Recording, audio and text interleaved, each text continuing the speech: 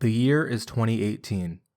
After taking revenge for the disappointing playoff loss a year prior against the Jacksonville Jaguars, the Pittsburgh Steelers have a chance to beat the Denver Broncos and give themselves an 8-2-1 record, almost assuring another playoff berth even with the loss of star running back Le'Veon Bell due to a contractual holdout. However, because of the play you are about to see, the once dominant quarterback and wide receiver duo of Antonio Brown and Ben Roethlisberger would never be the same, and thus, the fall of the Steelers began.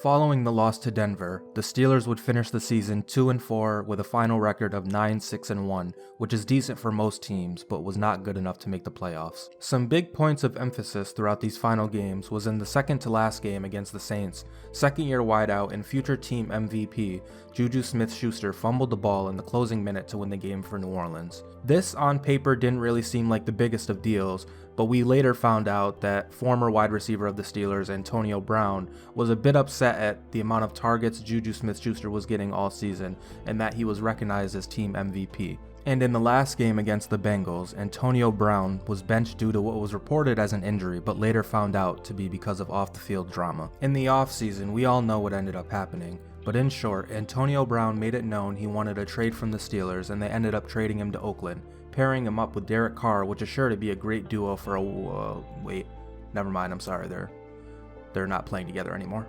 Free! Brother. Oh my God! Let's go! Even though Antonio Brown was now off the team, because of how public the whole situation was, Ben Roethlisberger's leadership began being questioned, even leading to players around the NFL, including former Steelers, calling Ben out for his leadership style. And you talk about the brotherhood. If we're brotherhood, come talk to me like a brother, a big brother. Hey, I need you to run through that route.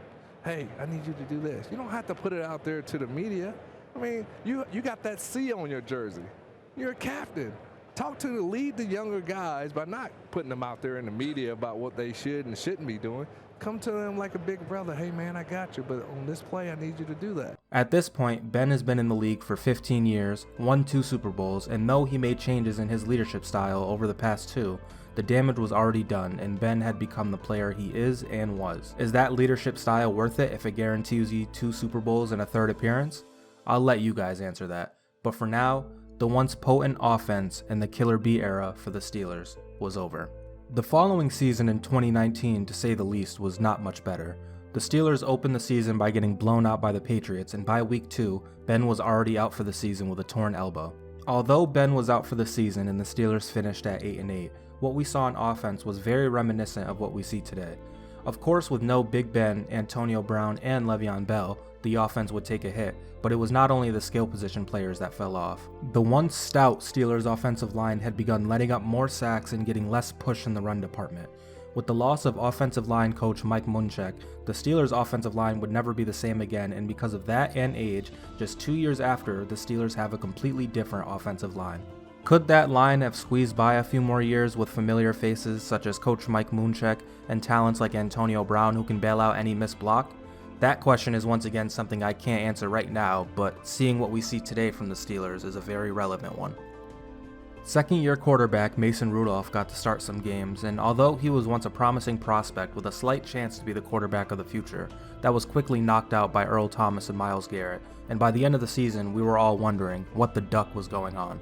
2019 wasn't all bad though, as because of a mid-season trade to acquire safety Minka Fitzpatrick, rookie linebacker Devin Bush, and TJ Watt taking the next step up to become a Defensive Player of the Year candidate every year, the Steelers had completely switched from an offensive juggernaut to a defensive one in the blink of an eye, and suddenly began losing games because the offense was the problem and not the defense. Moving on to 2020, with a top defense and Ben Roethlisberger returning, the outlook was positive, and at the very least, the Steelers were capable of making the playoffs. The Steelers opened the season beating the Giants pretty convincingly, and then something magical happened. They won again. And then they won again. And then they even won again. They did this for 11 straight weeks, and though the last couple of games were shaky, the Steelers did come out the victors, and as a fan, it was a fun time to be a part of, and it was pretty cool to watch. With newly acquired wide receiver Chase Claypool starring in his rookie season, a Deontay Johnson who took the leap to wide receiver 1, and Juju just, being Juju, the Steelers offense was able to score just enough points to win games, and then with a force just as mysterious as the magic that brought 11 straight wins, the Steelers collapsed. Why did this happen?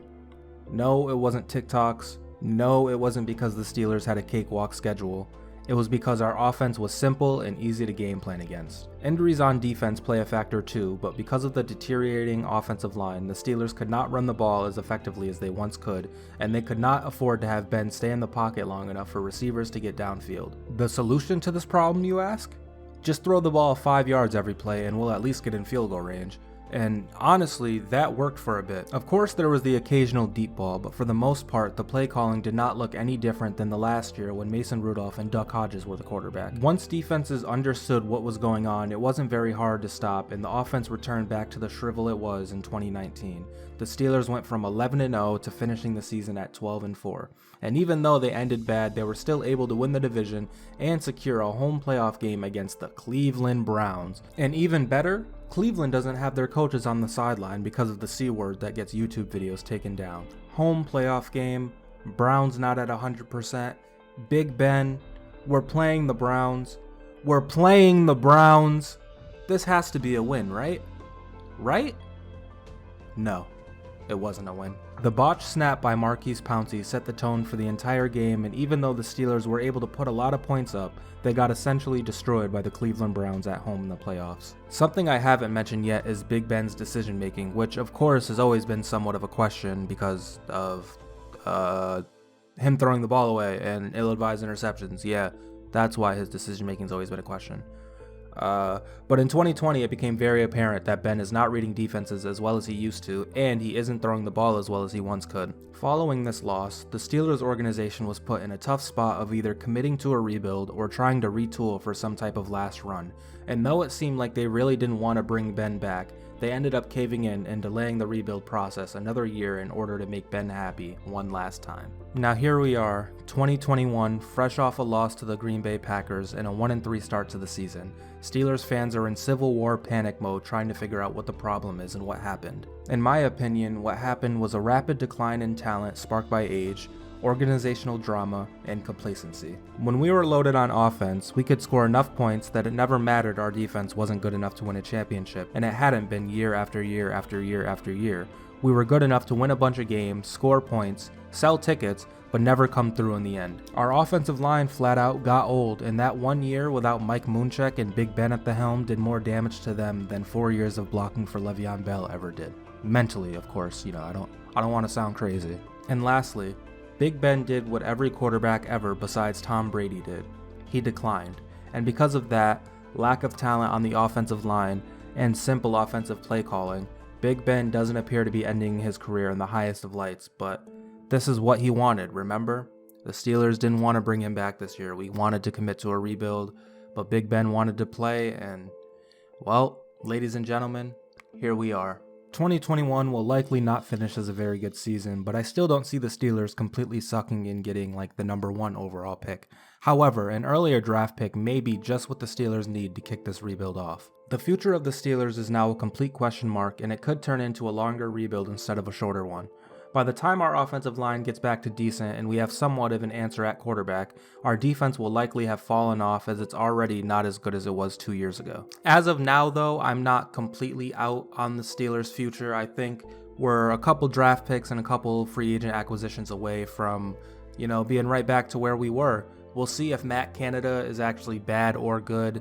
It's hard to judge him now because, Ben's there, but if we get a new quarterback in and the offense still looks the same, then that means, Canada's not good and we can look forward to having a new offensive coordinator with our new quarterback. And with that all said, guys, that is going to do it for me. Thank you guys for watching. This was my first time making a video like this, and it was a bunch of fun, and I would like to make more. I don't only want to do Steelers videos, but I just figured since that's my favorite team and, they're kind of relevant right now for the wrong reasons, I figured I would make a little video on it. So if you guys enjoyed this, be sure to leave a like, hit the subscribe button, ring the bell, all that nice stuff. And yeah, once again, if you would like to see a video like this on a different topic or a different team, let me know in the comments, and I will see you guys in the next one. Peace out.